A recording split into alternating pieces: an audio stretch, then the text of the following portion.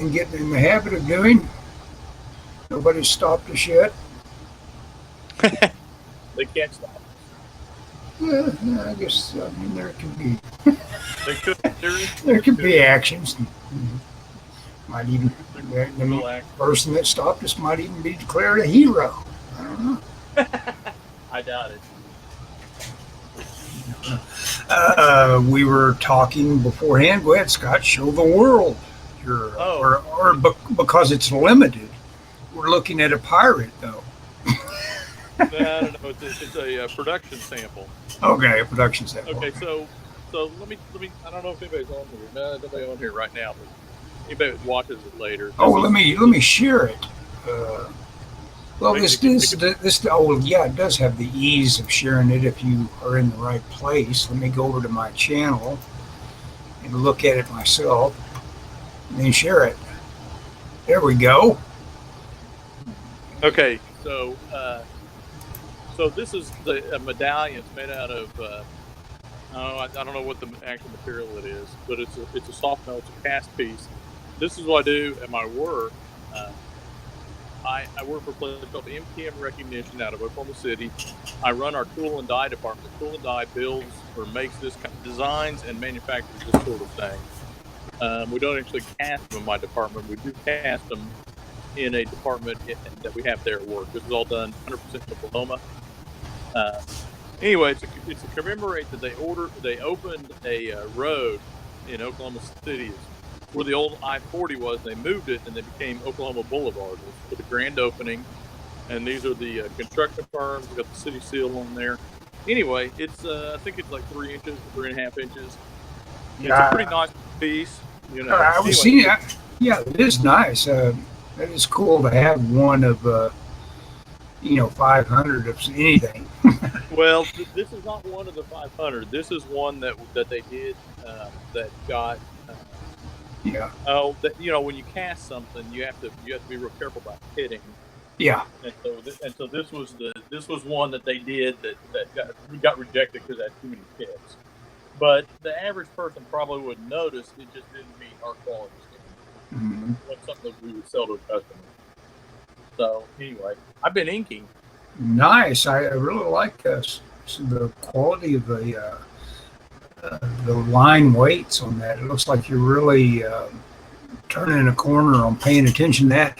As a matter of fact, I wonder if it's like you could start the beginning of a project and be better by the end of it. Yeah. Yeah. I mean, that just happens. Yeah, I think that's unavoidable at this point. Now, maybe when I learn everything. So you working on? Are you going to work on your light box now on some more inks? Yeah, I thought about inking, but I think I'm gonna work on my light box. Yeah. So you're gonna bring those pencils a little farther up, huh? Yes. Let's see. Somewhere up here, I have. This is what they look like. So this is kind of. In fact, this is probably what I should work on. This is what they look like before I started inking. Mm-hmm. I don't know if you can even see that. Yeah. And they're not quite. This is not quite ready. Now you can see I've inked the panels. Yeah. But kind of going with a more modern panel. I like that where they kind of overlap. Mm-hmm. But anyway, this is probably what I'll work on tonight. Even though this is about done, I got a few things I'm going to do to it, but it's about done. And that's kind of the thing is if you're doing it yourself, if you're inking it yourself, how far do you have to take it to get it inked or to get it to inking stage? Yeah. In terms of when you can tear into it, call it something. I know right where I'm at while I'm putting a pencil down or a pen down. Doug was talking about art supplies, which is right up my alley, of course. Interesting. I almost broke my coffee cup. Why did I do that? So what do you say? Just take on supplies. He's got a kind of pigment that he uses called I think it's noir. Let me check that. It'll be right at the top of the tweets. Let me check this. I mean, is it like, do they use this for inking or? Yeah, it's actually it's called oyster gray, pearl gray or oyster gray. Yeah, I think it's called oyster gray. And I'll have to look it up here real quick. I'm working on it right now though. I'll find it quick enough. But anyway, he yeah,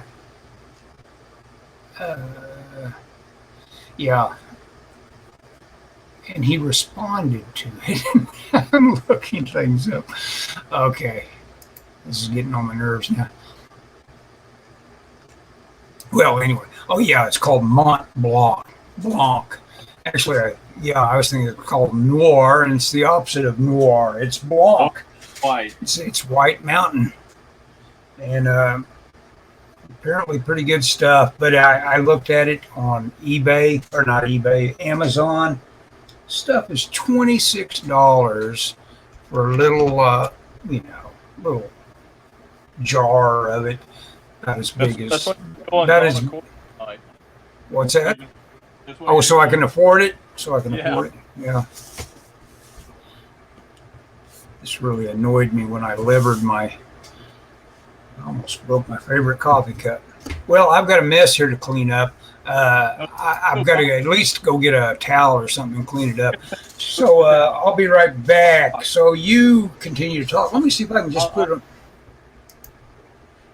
Unfortunately, the single showing, it makes sense. Live viewers too. No, I'm. See if you click yourself. Do you have an icon that shows just a single? No. Okay, I guess I'm in charge of how big things are. Okay, well, I'm going to be right back, and I'll let you talk. I can talk. So if there's nobody watching this live, what I'm looking at, but if you're watching this, I have Cal pretty close at hand. I'm working on a book called Heaven's Rejects. This is issue 3. I've just started it. This is literally this is page 2. I did the inks for page 1, or I did most. I got to ink a couple of figures and some buildings, but I don't like. I wanted to keep moving. One of the things that I did is I lettered on the back. I lettered on my thumbnails. This is my thumbnails blown up. So I lettered on my thumbnails, and that way I know when I get to that point, I'll know I've already got it all figured out. I know where everything goes. It should make lettering a lot easier, and theoretically it should make drawing a lot easier. So I'm going to switch it. I'm going to start inking. I've been inking this book actually with Sharpies. I don't know why. It just struck me that it seemed like a better way to do it. No particular reason. I've had horrible luck using markers on my ink. But this one seems to be working okay. I like the way it looks. I think with the photographs, it was what I used primarily on the last issue. I wasn't happy with the line fitting. It just didn't give me a good line fitting. And I feel like I'm getting a little bit better one with this. So that's what I'm doing. I actually bought this place on my work that is selling art. There's this closeout overstock. And they had a bunch of art. There was a bunch of offers. So I bought a bunch of these thin Sharpies. And I got a medium, and I get this small. Mine is almost too small. It's good for facial features, I think. But really, I'm back. I've been back for a little bit, but I wanted to not interrupt you. Yeah. Sharpies are some of the best pigment you can put down. It can be touched up real easy, for one thing. Well, that's the thing. Well, yeah, I do worry if I have to white it out. But, the more I see, this is the first project, and the more I rebuild, the more I realize you're kind of roboing, as they say. I always get accused of it. Of course, I've got my air conditioner just came on again. I'm probably causing all kinds of trouble myself. Well, my air conditioner's on too, but Okay. the I figure my opinion is that I can always fix it. If I don't like the way that ink or if I screw up or something, I Yeah. can always fix it, with Photoshop or whatever. I don't feel like I'm locked into it, you know. Whereas when I first started working on it, part of that is I've had to fix it. I've set my hands and stuff. You go into the computer, white it out, or go to Photoshop and fix it. No big deal. Yeah, I mean, yeah, the ultimate fix on that. Even though these guys that are totally digital, and now it seems like iPad Pros are the way to go. In terms of like saying, forget, Pros. yeah, forget Cintiqs. It's like, oh, if you're going to spend $600, get a iPad Pro and go for that. Yeah. And, there you. I mean, and when I think about it, I'm looking at something that's the size I tend to work anyway, which is about an 8.5 by 11 size. Oh, yeah. And it's like the only thing that can keep me away from it, of course, is just budget constraints. Saying, nah, I gotta watch my pennies, and so you don't step off and buy it. And at the moment, I feel like I've got, some.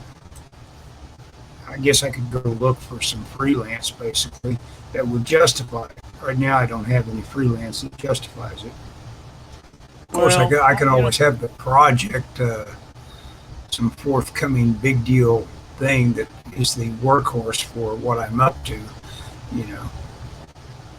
Well, my thing is, I sit in front of a computer all day, and I'm drawing this comic myself. Uh huh. So I'm gonna kind of do it my own way. That's what I'm doing right now. That's why I can safely, control myself and not go for it, because I'm going to have 30 pages of 11 by 17 art by the time I'm done with this project I'm currently working on, which is cool. The thing is, I kind of like having original art. Yeah. Mm-hmm. I mean, not that this stuff will ever sell or anything, but I don't know. And I'm not, I'm not a Luddite. I mean, I work on Adobe Illustrator work all day. You're coming to us via an iPad, aren't you? Well, no, this is my iPhone. Okay, iPhone, yeah. But See, I've never owned a smart anything, so this step off into iPad Pro territory. I'd want to make sure I'd researched and got the right one, and all that. a real good. I mean, I still have it, but it got real buggy on me. But I have a real good. I can't remember who makes it, but it's a tablet. Yeah, I remember when you were using your tablet. And I made a lot of money on it doing projects, and it'd get hot, and it just, I don't know. I've never been happy, as happy, I should say, with digital work and with pen and paper. And I feel like this. It's like this. I don't know if you can see this. Yeah, you can see it. I love the way this looks. This is exactly how I want my ink to look. And I have not been able to do this. There's enough organic look to this that I like it. It doesn't look mechanical. It looks, and that's what I like. And I know I could probably practice to get some of that in there, but I haven't been able to yet.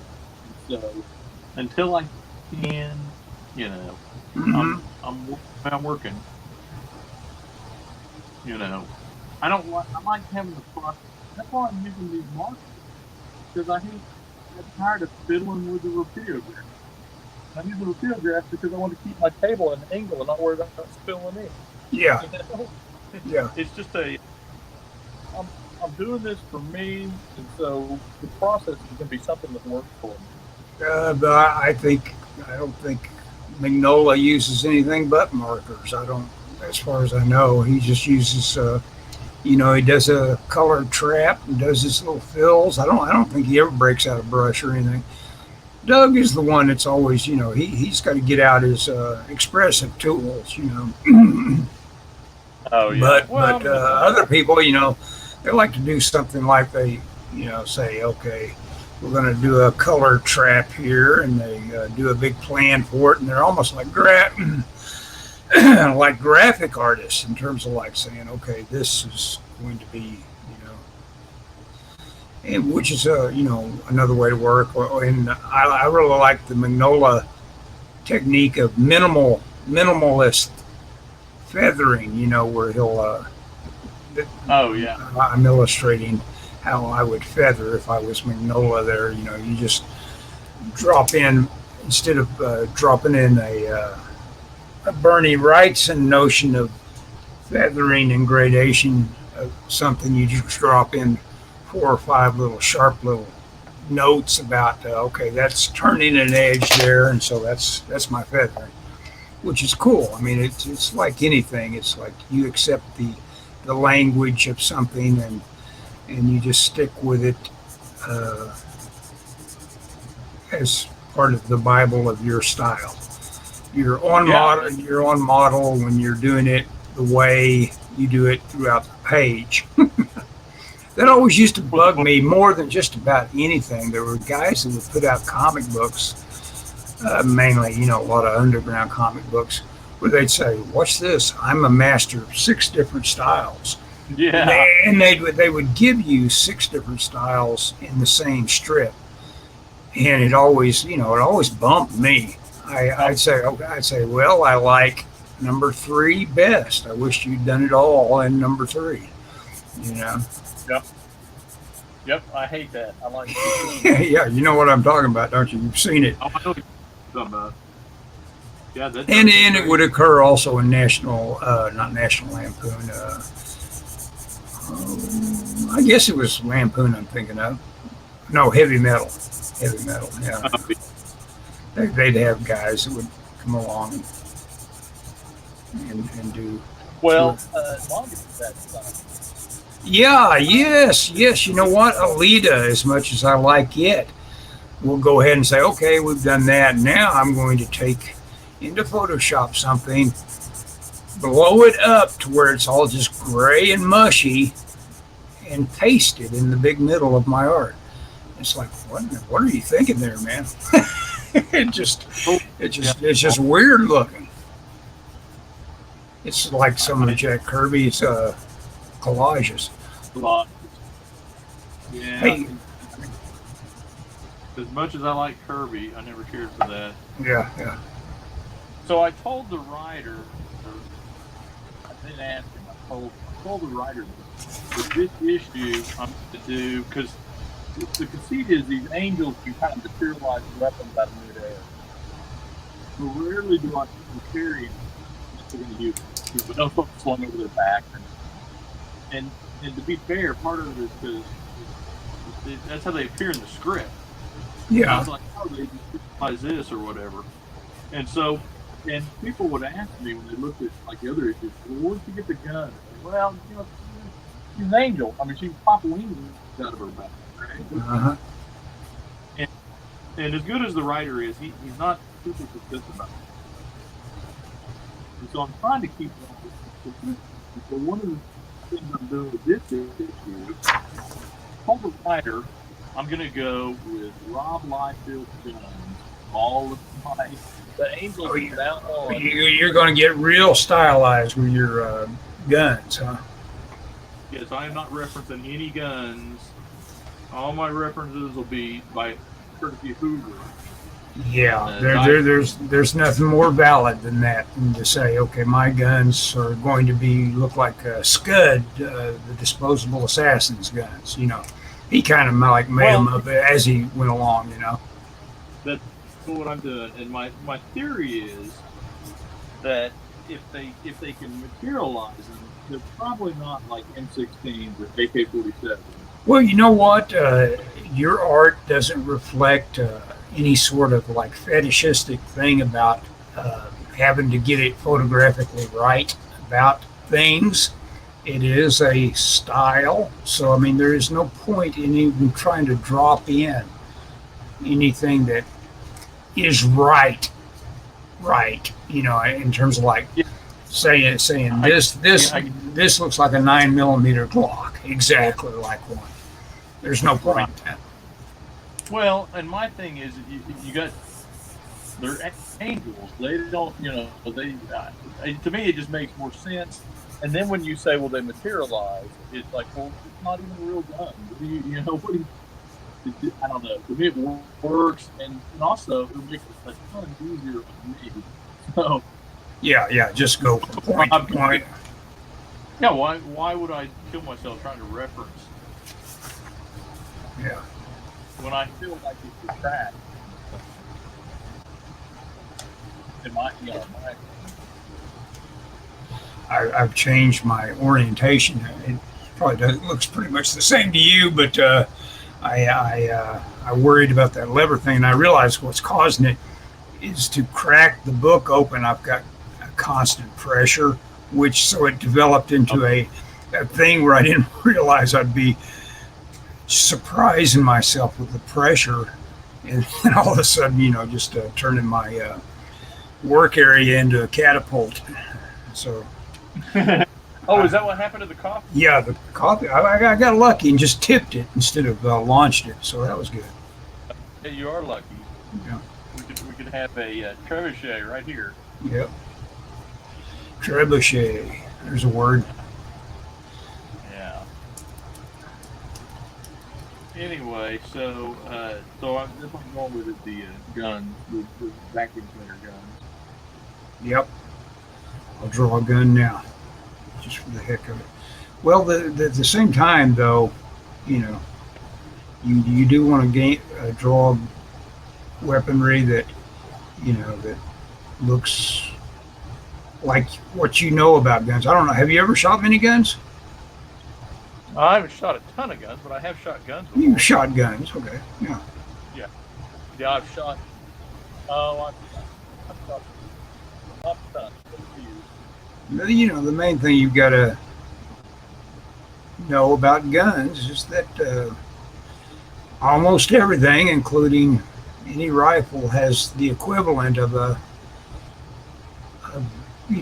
grip worked into its thing, so that the hand can get a good hold on it. Even a shotgun has basically got a hand grip worked into that stock, to where that's your pistol grip. If you cut it off as a sawed-off shotgun, that's all you have to do is just cut it off right there where that curvy part ends, and you've got basically a pistol grip. Not that we're recommending any of our. You automatically get attention from the everybody's talking about like we need new laws for guns. It's like I've already got a dozen different things I can do to a gun that'll get me arrested. So theoretically, what more laws do you need? There's plenty of laws that keep you. I can't go outside. I can't go outside with a gun and expect to not get arrested. It's like a laws against shortening the barrel of a shotgun.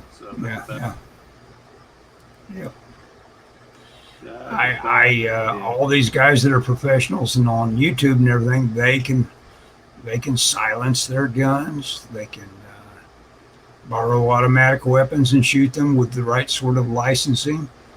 I can't do any of that. I would have to make guns my life to do any of that. You have to get all. What's that? Are these comic book professionals? No. I'm a big enthusiast for watching guys tell me about guns. I like a guy named Soldier, Fortune.com or something. Well, no, more like your old Uncle Bob kind of channels. Oh God. Well, or young guys that just like to show off what they know about guns. But there's one old guy called Hickok 45 that's probably my favorite. He's always shooting guns. I like to watch him shoot. Gotcha. He's got this range. I think he's probably in Kentucky, and he's got this big hill. You know, it's a swoop that it goes down into kind of like a. I imagine it floods every now and then, but you know, it gives him a bank. He's always shooting into a bank of dirt, and so but at the same time, it goes out probably 200. I'm trying to think if it's yards or feet. It's probably yards, and he's able to shoot. One of the things he likes to make a point of saying, all you people that act like a shotgun is some sort of big messy pattern of you know, metal that comes out the end of it. He's demonstrated several times that that's a pretty tight little bit of metal that comes out the end of that shotgun. So even with you know, birdshot is, you know, it gets a little crazy because it's kind of designed to, you know, shoot out that way. But even there, it's tighter than you think. I know that much because I was such a big misser when it came to bird season. When I went out to hunt doves with my dad, I never shot a quail. Quails are too hard to shoot on the. Well, they're too scary. They take off with a big noise, and you got to get right on them. Even though that's a going away shot, it's actually kind of easier. Doves, you usually you flush them out of the woods, and then doves you usually just shoot as they're migrating in your neighborhood, but it's a shot where you got to track them, draw a bead on them. Oh yeah.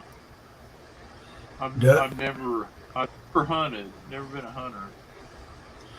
Well, I never got past being a teenager and hunting. My dad only took me out when I was legal to have out without having a license. You can do it at a certain age without having. Oh yeah, once you got old enough for a license. Yeah. I never expressed the interest to get it, and so I became a non-hunter at that point. Did your brother hunt? He was more likely to join Dad on the hunts. I'm trying to remember if he ever got deer tags and all that. I don't think he did. He was mainly the guy that went in for fishing with my dad. Oh yeah. Well, you know what's crazy is my parents had that property that has deer on it. So if I were a hunter, I would have a perfect place to hunt, not far from my house. Yeah, you know, that's the thing that I revealed myself early enough. Not almost. My dad probably wondered if I was some sort of left on the doorstep kind of product or a switch up at the hospital, because I never really wanted to shoot deer. For the usual tree hugger reasons. It just seemed like such, I mean, killing a big old animal like that, I just didn't get into it. Whereas birds, I don't know. I guess I'm kind of bloodthirsty about birds. I enjoy eating them, and it didn't move me particularly to drop them out of the sky and pick them up and stick them in my bloody vest. Oh yeah, but God, isn't there still a lot of work to like clean them and stuff? Oh, they all clean up pretty easy. They because your big old strong hands just kind of strip all that feathers off of them with a couple of practiced moves. You've got it all cleaned up pretty quick. Really? Mm-hmm. Okay. We can get off this, back to comic books, etc. Nobody else is interested in learning what a bloodthirsty youth I was. Yeah. Dude, jeez, get off killing animals. Yeah, you know. So my podcast shooting guns has been crazy lately. Yeah, tell us about your podcast. Well, I did. You know, and I never know it's going to be popular on there. I did one about keeping a sketchbook that's been pretty popular. And then I did 2 weeks of growing up in the suburbs. And, you know, my formula has been just talk about stuff that I think that interests me, and then maybe someone else will be interested in it. And it seems to go pretty well. Yeah. What has been your most trafficked topic? Well, the most traffic is also there have been two, and one of them was my first one, which is about G-Shock watches. Mm-hmm. That's been that, but that was the first episode, so it's been up for longer. The other episode that's done surprisingly well is I did an episode on architecture. That's done really well. It's kind of shocking. And I've gotten a lot of feedback, actually. I'd say a lot. I've gotten a few emails from people, comments. People watch YouTube and comment. Yeah. And it's just kind of surprising because you do this stuff and you go, nah, no one's ever going to watch it. But then somebody will watch it. So reach out to whatever active. Yeah, I've got subscriptions where I, like for instance, the idea of being a PewDiePie fascinates me. The fact that those numbers that the video game guy. Yeah, that guy, and I guess that's it. That's his topic, and so you should talk about making video games. Well, I guess I could. You know what? Hey, next time we're hanging out, we're gonna record a podcast tomorrow, and it's just, I'm gonna ask you questions about making video games. I bet it's my biggest one. Well, it might be. You never know. Yeah, I guess that is the kind of one of the secrets of getting numbers is that you don't realize. As a guy that was always kind of a pretend kind of gamer anyway, because I never put into the energies into it that a true gamer would put into it. I wasn't there was a period where I was maybe a little more into it, and I played certain games that were challenging to me, but it's just random. It's games that got a hook in me that I played to the bitter end. I played Blasto, which is kind of a hard game. I don't even know what that is. Huh? What's that? What is it? Was that a PlayStation game? Yeah, it was an old. Yeah, and as a matter of fact, everything I would mention would be a PlayStation game, probably. Was it a superhero in like a red? Yeah, he was a superhero in a red suit, and it was voiced by Phil Hartman, who was killed by his wife. She had some sort of pattern shot. Oh. What's that? I said with the tight pattern shotgun blast. Yeah, exactly. She may have shot him with a shotgun. I'm not sure. Sometimes that is the home defense weapon of choice. But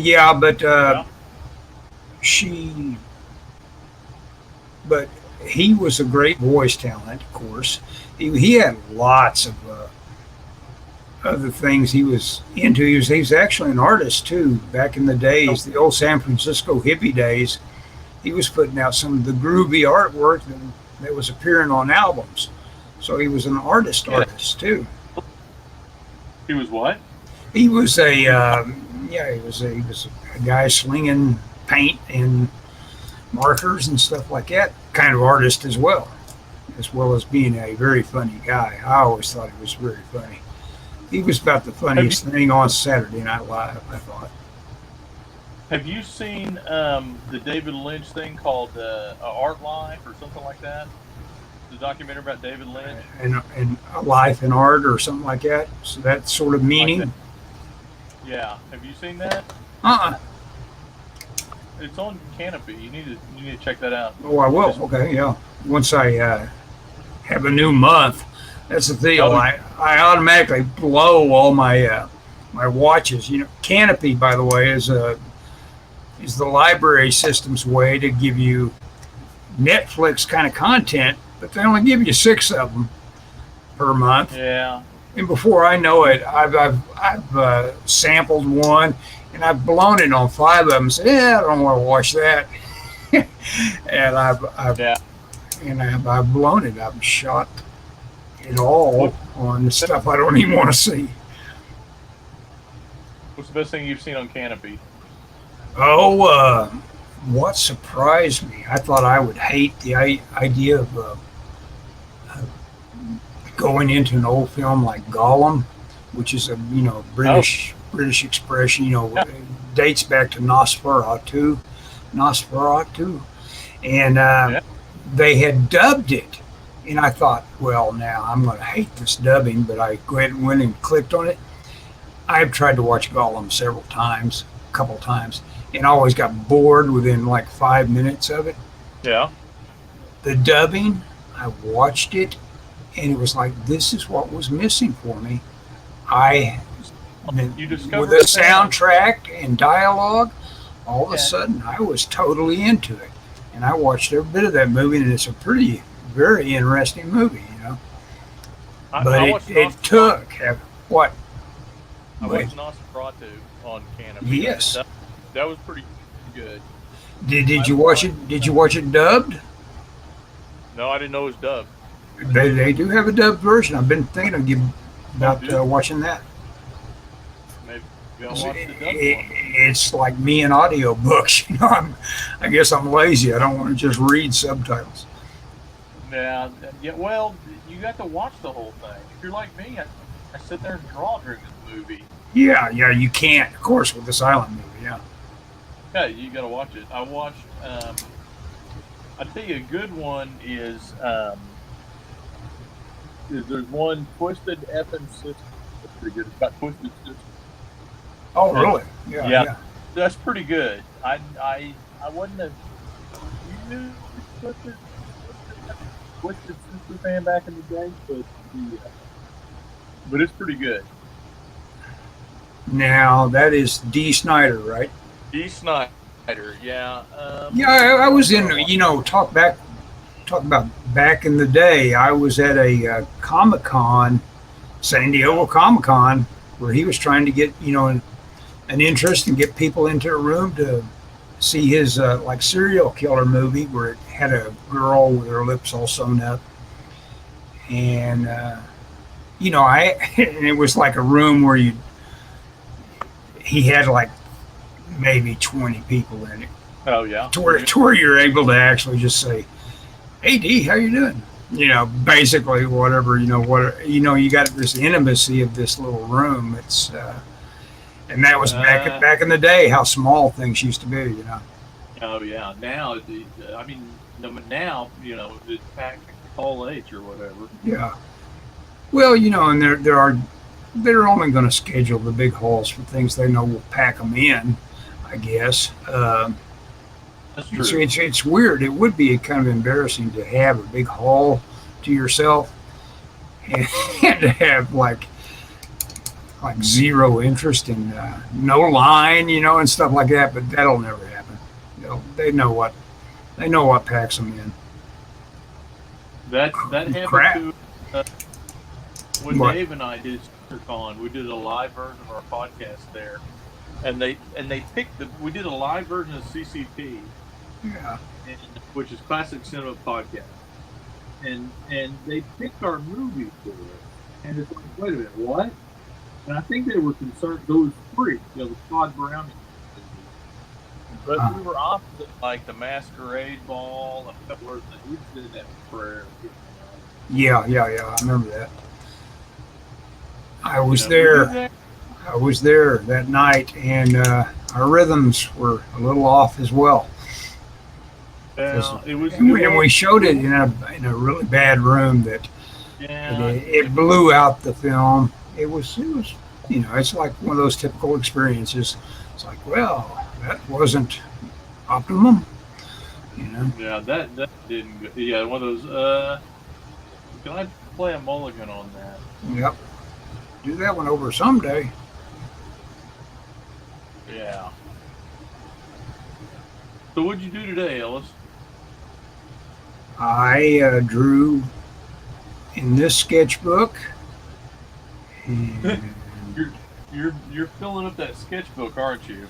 yes, and I'm glad you introduced that topic because I'm going to be selling this sketchbook on eBay. And as you can see, it's a very thick book, and this side of it is full of sketches. and I've got like about 20 pages left before I completely fill it up. And then I'm going to, it would open on the drawing I wasn't particularly proud of, and stay there. But Oh, that's cool. yeah, Sorry. I'm going to sell this on eBay and have a reserve price of it on it. And I'm not even going to mess around. I'm going to put out plenty of hints about how packed full it is of drawing, and put a reserve on it of at least $1,000. And if it doesn't move, really? it doesn't move. No, And sorry, Ellis. what's I'm not. oh yeah, you're not going to be playing on this one, okay? That doesn't matter. It's a little pricey for you. That's a little pricey. Yeah, but see that gets me totally into the iPad Pro. That's what it will be for.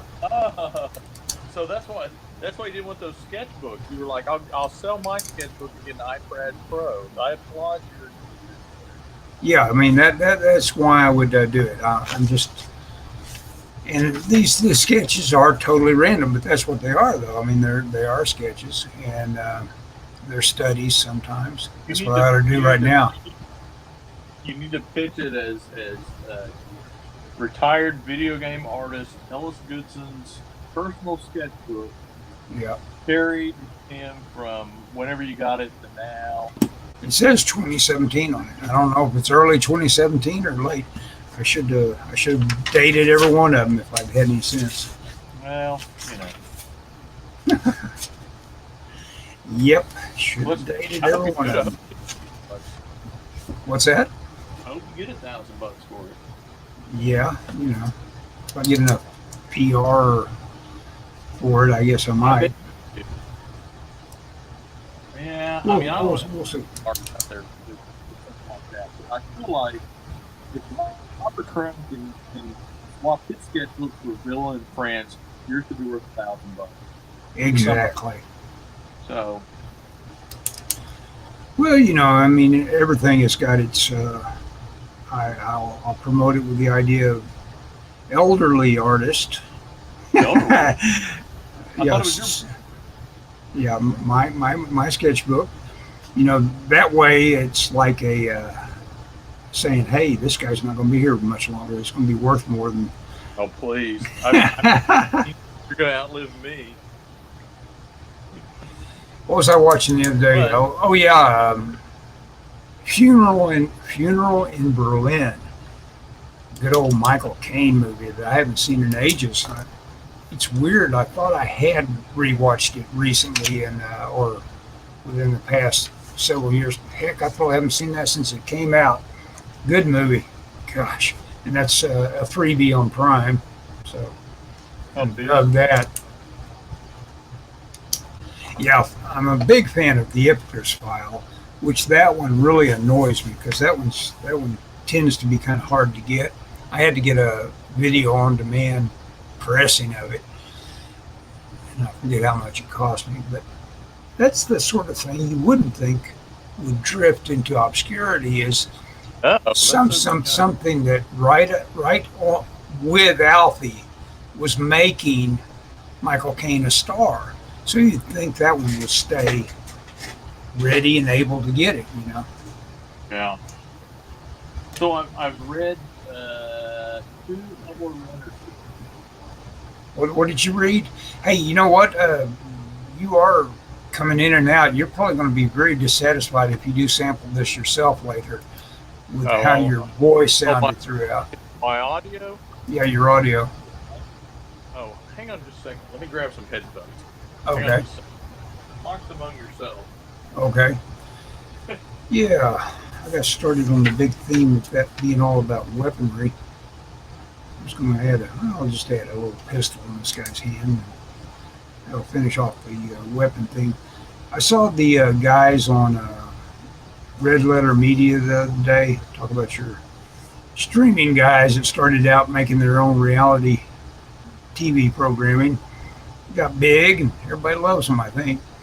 I love them. They're a lot of fun to watch. And they were talking about Logan and how much they liked it. And I like that movie quite a bit too. Even though they brought up one of the Wolverine X-Men something or other that they say is absolute crap that I put down on my list to absolutely I've got to see it. Okay, can you hear me? I can hear you, and I think you sound better. I don't know. Okay, That would make a difference. I've got headphones now, so I think you changed. I should have had you investigating. Don't worry about it. It's all good. I am not worried about it. Very good. We have higher quality now. Yeah, sorry about that. The headphones I normally use were dead. They've instituted this policy at my work that you can't wear two earphones so you can hear pages. And especially you're allegedly in charge of some stuff. I am allegedly in charge, but I wear. But the problem is mine I can hear out. But they've said because I don't blast music real loud or anything like that. Because for that very reason, because I have to hear my phone. I have to hear if someone asks me a question. Mm-hmm. But we had a fire drill, and people did not hear the page or the alarm, which I don't know how you could not hear it because I about jumped out of my skin. Yeah. But it's right in my room, or ours is right in my room. But so we couldn't hear it, so they said, "Hey, no, it's against the policy. You got to wear one headphone from now on." So it's like, oh man. So I have the Apple headphones, and one headphone does weird things to the recharging thing on them. It's you wouldn't think it would, but it just I don't know what the deal is. Anyway, so they get charged unevenly, and you know. Yeah, there's something that there's just some sort of like always drawing on it kind of thing that goes on sometimes with these little gimmicks that are labor savers and stuff like that. Yep. The Roku, I forget what it is. It was a feature. It was okay as a feature, but then I discovered that it was going through my batteries like once every couple of days, and I disabled that feature and just have been happy ever since with the Roku. Oh, is that what you have, a Roku? Yeah, I've got Roku to get my internet. Oh, see, my TV has a Roku built into it. Yeah. Which do you use? Oh, yeah, that's how. Oh, I think I have to. I don't think I have any choice. I don't think I have a tuner. Yeah. Well, I have a cable box, but yeah. So I guess that's technically the tuner. But yeah, I use it for like Amazon Prime and YouTube and that sort of thing. Yeah. Before I was using my PlayStation 3 as like the smart TV. But I like the Roku, and I've downloaded a few of the channels. I found a deal I was watching the other night, the other day. You can get on YouTube, and I didn't realize. I should have realized this. You can watch webcams. Yes. Of like cities and stuff. I was watching live in Times Square the other day. Yeah. That is fun to watch, or it's really good stuff to go to sleep too. Yeah, I could see that. Yeah. I found a 4-hour movie on YouTube that was just like scenes of New York City. Just like it was 4K. That was the big thing. It's 4K, and it was just New York City street. It'd tell you where it was at, down in the corner, but it was, Times Square and that sort of thing. It's pretty cool. Yeah, you love New York. Yeah, we're going back in October, so in time for the comic convention. There's just kind of a special energy the place does have. Yeah, not found anywhere else, I don't imagine. Even though I've not been to some of the other, I haven't been to Singapore or anything like that, so I can't tell you that isn't just as exciting. It probably is, but it's certainly different than Oklahoma City. Even more exciting if they're getting ready to cane you. Yeah. Or Hey, malfeasance.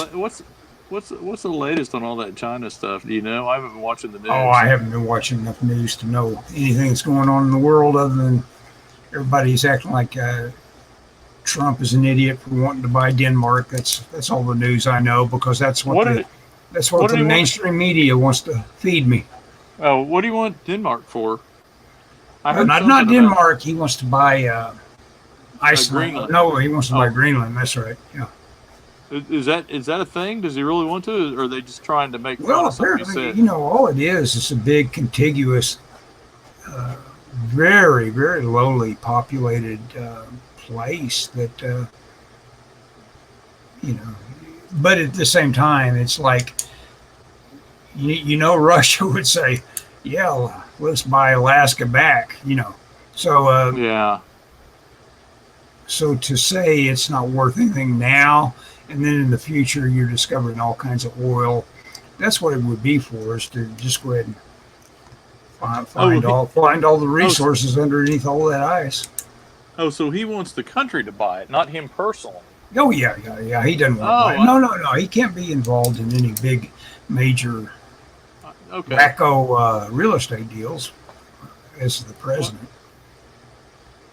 I didn't think so, but well, is Denmark or is Greenland for sale? I may be a player. Denmark owns it, and Or so that's what the latest news has been about whether or not Trump is a guy that we can trust with our international affairs because he's so rude to Denmark.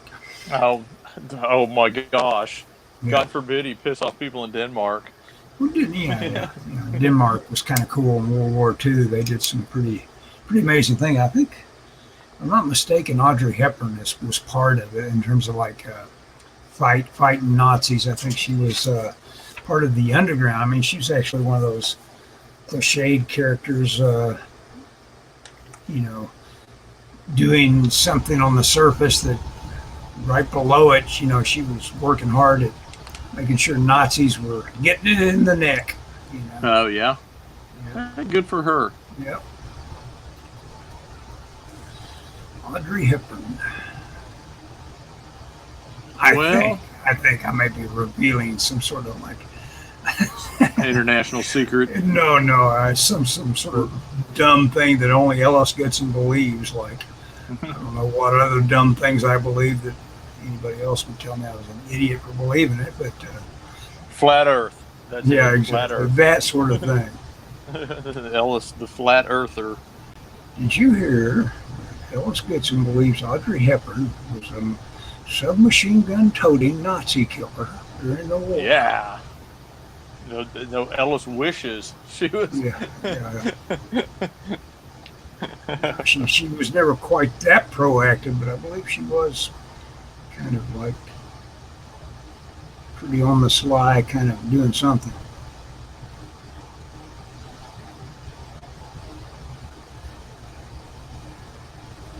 Well, hey, that's okay. It takes a lot of nerviness to be the underground if things are. Oh my gosh, yeah. The underground that goes on in these. It's a matter of course to have an underground going on in these Muslim countries because they're always kind of like divided into tribes, and so it's like there's always cloak and dagger going on, trying to get one over on each other. Yeah, I think that's probably true. Yeah. Yeah, I've drawn and quartered tonight. I guess I'm officially on the playlist, so I'm going to give my shot. It's a thing where Mike has got something coming out, a character design, which I haven't dabbled with at all. It's called God's Sword, and it's apparently a female character. And you talk about your proactive type. She's someone that is like medieval, or medieval, whatever. You're adding too many syllables. You're adding too Yeah, I many know. syllables. Yeah. Medieval. Medieval. Is it that simple? Okay. Medieval. Yeah. Yes, I And think I've been known to butcher a word or two. anyway, she's going to have a big. Well, he needs character design ideas, and so I'll whip out a few of those. And I may do something unconventional tonight. I may not do a one finished piece notion. I may just say, okay, we're here for character design tonight. I'm going to do 10 drawings. If you Like what I'm drawing here. if you do them all on one page, so your page has more content on it. There you go. Yeah, Or might be interesting. Or you do them separately, so that I don't know. Hang on, I may be thinking that maybe separately is a better. Maybe they don't sell as much, but you got 10 of them to sell. Yeah, selling is a lot. How much time do you have? Oh my God, we got too much time really. I think we Oh, end really? up with having like almost 3 hours typically. Oh my gosh, you're on there for 3. No wonder I've never watched this. Yeah, it takes. You'd have to be devoted to it to watch one of those things, because typically early on, everybody's they're drawing their pencils. There's nothing to see, and it's like everybody's struggling with what they will be ultimately drawing. I think you need to draw. The digital guys, of course, get it done a little quicker, a little better. Yeah, good luck selling that. Yeah, That's why you don't want to go digital right there, man. yeah.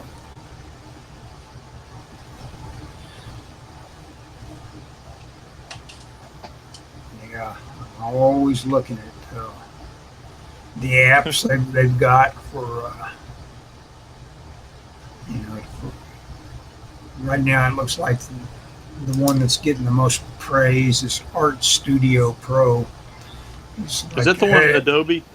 It's only $11.99, and Procreate is the only one that existed before it that everybody really thought was hot stuff. Wait, So, Adobe's getting ready to come out with some kind of sketching app. yeah, for the iPad, yeah. And I was I'm not sure if I'm automatically entitled to that. That's what I was wondering, because I got a pro account through work. Now I don't have it downloaded at the house because I use older versions at the house just because. But if I could get that sketching app, I might be tempted to download that through my work account, which is legit supposedly. Mm-hmm. Because I'm not using it at work and here. Yeah. But Well, that sounds legit to me. yeah, so I'm gonna. But I was reading about that. Apparently, like the beta, I signed up for the beta thing, but I didn't make the cut. Oh, for beta Photoshop for iPad? No, it's the that sketching app, whatever it's called. Oh, okay. Art Studio Pro. No, it's Adobe. It's the Adobe one. Oh, okay. I don't know what it's called. It's not out yet. Okay. But there are betas out. I mean, they could have a beta. Hang on just a second. I'm gonna look on the iPad and see if I can find it. Sure. While we're On my pages. you know what else I did today? What? I signed up for Publishers Clearinghouse. I have a friend who's on the prize patrol, believe it or not. Oh, cool. I told him if he came to Oklahoma and gave me a big check, I'd take him out for a steak. So I'm sure that'll sway it. Yeah, I've discovered my local grocery store, the one I call local, way out there more, just because it's where I also take my walk at. I do my grocery shopping right there at that much nicer grocery store. And they've got a really good selection of sushi, which I've been getting into lately. And I forgot how much I like to have a big old bunch of wasabi all mixed up. And it's called Fresco. Oh, Fresco, huh? Adobe Fresco. and it's for the life of me, I can't tell what the difference is between this and Photoshop. Yeah, well, there you go. That would be nice to have a pared down Photoshop to use. Well, yeah, and Photoshop is coming out for the iPad, by the way, if it's not Okay, out already. that's what I thought. I thought it was coming out. I wonder if you have to subscribe. Well, yeah, all these things are going to be subscriptions. Well, Even see, even Clip Studio Paint has turned into a subscription formula. wait, Clip Studio has turned into a subscription? Yep, You're kidding. I know it. Isn't that sad? Because that's what was beautiful about that program. Yeah, it's like $50 and you were in. you had your you've done all your purchasing. Yeah, yeah, that's sad. That is the only, and of course you can understand why. It's like being a landlord. Instead of saying here.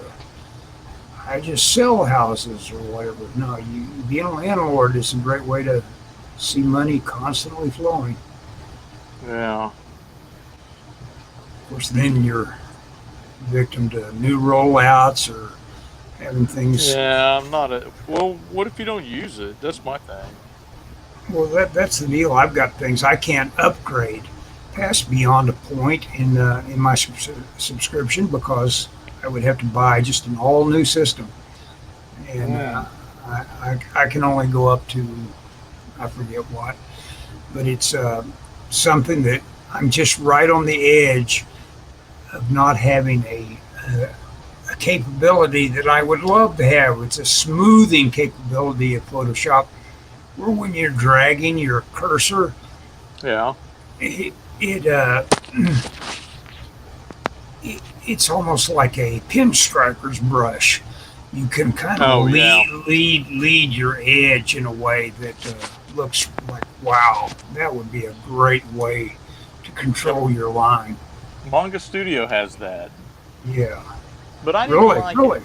Yeah, I didn't like it that much. Okay. Well, yeah, I can see where if you'd say no, I like my marks coming out at the end of my pen. Yeah. Yeah, it was a little too intrusive. Well, you Yeah. could control it. I would turn it on a little bit, but I turned it off a lot because I kind of like getting a little bit of wiggle in my line. Mm-hmm. I'm all about wiggle in my line. Yep. I have this idea that I need to start simplifying my art style just a little bit. Everybody has to simplify. If you aren't always thinking about like, do I really need to? And I would recommend that for you, Scott, because you are a guy that is locked in right now and need to break through on what you get up to on rendering. And I think the thing that would break you through to an extent that would open your eyes on a way that you could be doing things is to take a couple of painting classes. And Oh yeah, well, I know you I don't would have look. any time. Yeah, I don't know of a painting class around. Without driving down to Norman or whatever. Yeah, you know You what? I know. missed that doggone figure drawing thing. I said I was going to go to. I was gonna. I'm glad you said. I was gonna ask you how that went. Yeah, I didn't go to it. Forgot it. I used to That was go. yesterday, I guess.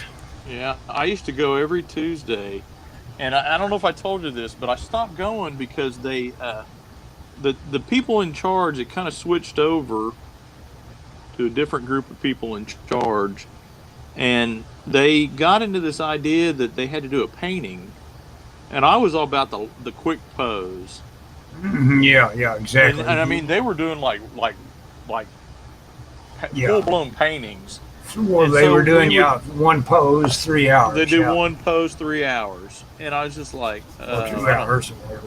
It was 2 hours, Yeah. but I didn't want any part of that, and then they got into a thing where they said, well, we're gonna do. They were trying to drum up membership, and so they said, well, what we're gonna do is we're gonna do pose that are clothes. Well, if I'm gonna draw people with clothes on, I'll go to the library and draw people with clothes on. Yeah, exactly. I mean, you know, And and plus I got busy. You know, there's never enough time for any of this stuff. You know, of course. But yeah, I always enjoyed it. In fact, I was looking at an old sketchbook the other day, and I found I'd drawn a bunch of the I one of the ones I did I'd done in my sketchbook. You know, Mhm. but yeah, let me know how it goes. I'd like to start going again. Well, it was in a new spot. That's why I wanted to go. I wanted to see if I dug the new spot, which is it'd actually be quicker for me if it stayed in the spot in the fairgrounds. But Well, I think that fairgrounds building is going away. Is probably what the deal is. But I tell you, there's a guy named Carl. I'm not gonna say his last name, but there's a guy named Carl who, well, you're not on Facebook, but he puts on a bunch of those, and he's always telling me about them. uh-huh. You know, um, we're Facebook friends, and we have a friend. Michelle had a roommate in college named Dana, who, come to find out, she's a pretty good painter. She's kind of got into this, and I saw her at one of the figure drawing things, and I got to talking to her. At the time, she was planning on going to medical illustration school, and she said, "Well, to get into school, I had to have figure drawing in my portfolio. I didn't have any figure drawing." So she was attending those sessions, and we became Facebook friends. And we went, and she's a real good painter. I don't know if she was painting when I saw her before, but she started painting real good. In fact, we bought one of her paintings I mean, it's a small one, but we bought one of her paintings she had an opening at 50 Penn Place, and she's friends. I through her, I met a guy that I had met at a comic convention, and he's really into figure drawing. He's an artist, and he goes to, like, a couple nights a week he'll go do figure drawing somewhere. Yeah. And there's one on Sundays, and there's one on, but I don't know. It's cool. I enjoy it, but to me, it's an in. I think for a lot of those people, or for when I was there, for a lot of people, that was the end to the means. They were just there about the figure. They were just there to make pieces of art. And I was kind of there to learn, and to get better. Not that they weren't, but they had no other plans. Whereas mine was like, well, I'm gonna get better at this and draw comic books, you know. Um, and so that's why we ended up with, like, let's draw with clothes on, because they're trying to drum up attendance, and so they thought, well, if we do clothed models, then we can have kids come in and that sort of thing. And Yeah. I don't know if it ever worked, you know, because it wasn't long after that I stopped going. I was just like, nah, this ain't for me. you know, Yeah. Yeah. I'm I'm really glad you discovered that because you can just throw that fine tip Sharpie away the moment you think it's getting a little mushy and go to the Yep. next one. I bought two of them for like $2. Yeah. And Exactly. I bought a medium and a thin. One's 0.8 and one's 1.17. Hey, Scott, we might as well wrap it up, don't you think? Are we through? Are you I don't through, know why. Ellis? Why do you want to talk about anything else? No, I think I'm done. I'm just hassling you. Okay. Well, good luck on drawing and Well, quarters, man. I'm just going on, our typical averages. It's like, No, it's probably good. I think I need to go walk the dog anyway. oh yeah, get out there But and walk peaches. yeah, walk little peaches. Actually, Michelle will walk her, but I'll go with them. There you Um. go. Anyway, well, thanks for talking, Ellis. I always enjoy talking to you. Yeah. Um. We'll have to What hang do you do your podcast with? Do you just like record it on and then on my upload it, or phone. what? Yeah, I upload it to a website called Spreaker.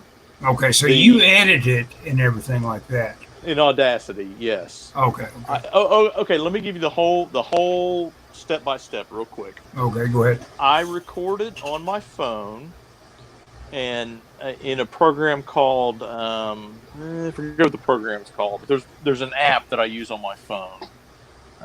It's called. Hang on, let me find it on my iPad. apparently it's not on my iPad, but it's the same one. It's iTalk. Okay. So Makes sense.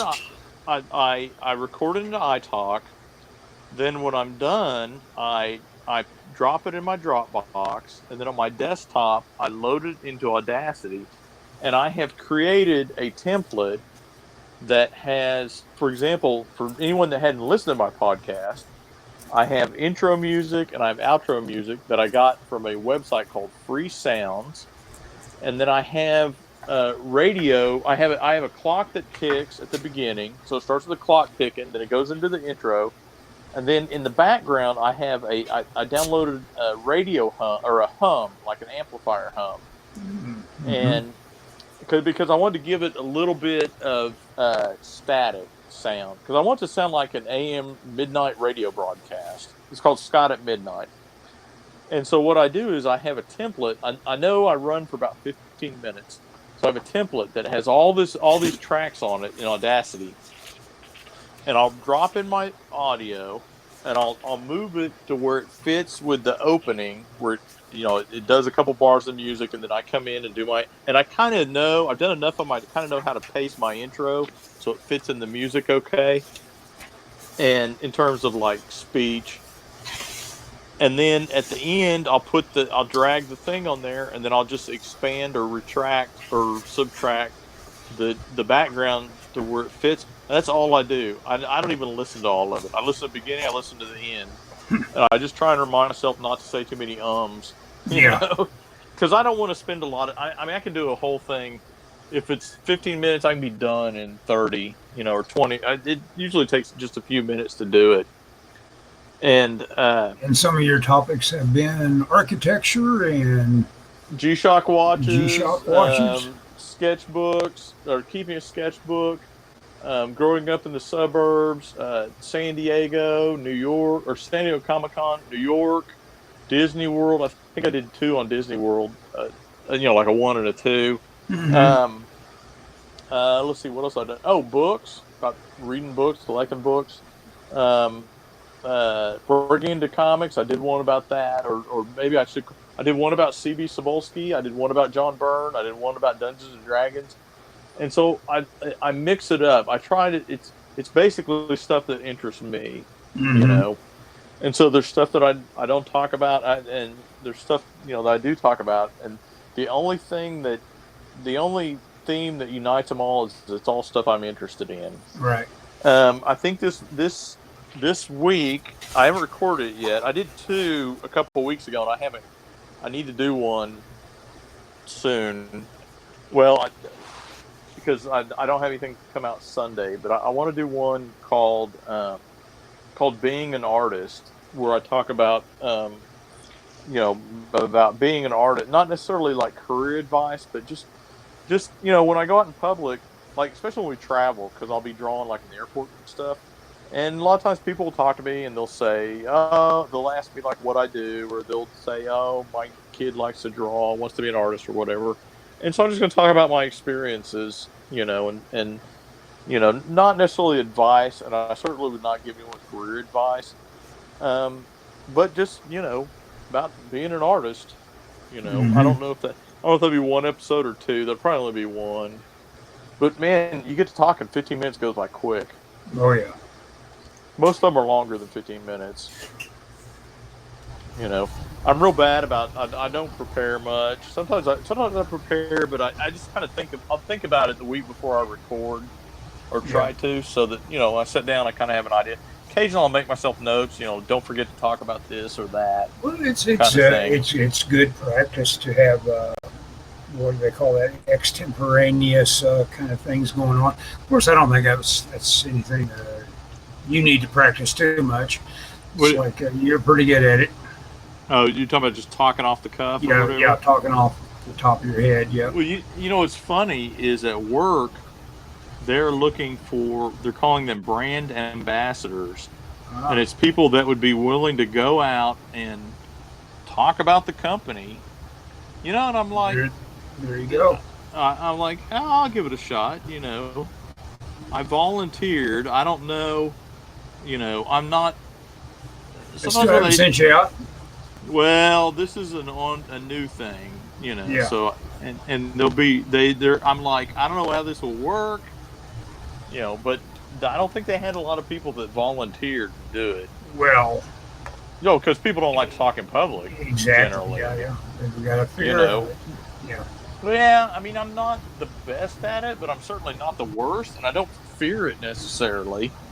Um, you know, at my work we do presentations for like years of service, and it's in front of an audience, and I've had to do a couple of those for some of my guys, and the first one was a little nerve wracking, and the second one, in fact, you know what? One of my guys, his should be coming up, and I haven't heard a peep about it. It should be like the end of the month, and I don't know. I mean, we have a new boss, so I don't know if he's going to do them, but that guy told me he doesn't like doing them, so Yeah. he Well, may there you he go. may That may become your new role. yeah, You like to and do that's it? okay. Yeah, you don't mind? Yeah. Oh, I usually spend a little. I work with Sounds like notes. it's really kind of like though the next. I mean, it's sounds like it's related to sales to me in a way. Yeah, it kind of is, especially the brand ambassador thing. Yeah, exactly. It's like But okay. but Yeah, here's the thing though. I mean, I think people in I think people will respond more positively if it's not a salesperson. yeah, If somebody gets up and says, I work at this company and I've worked there for 30 years and I'm an artist, hmm and I'm in charge of our tool and die department, then to me that adds an element of interest that you don't have. Some guy comes up and goes, I'm a salesman, and let me tell you yeah, why we're great. You yeah. know? Anyway, okay, Ellis, I'm gonna let you go so I can throw some shoes on and walk my dog. Walk that dog. Okay, we'll talk to you later, Scott. Bye bye. Okay, I'll Let see me. you. I got to get to the right thing at the end of the chat. There it goes. Okay, There we go. are we off? We're off. I Okay, think. hang Okay. on. It still says live here, but This oh well. is night.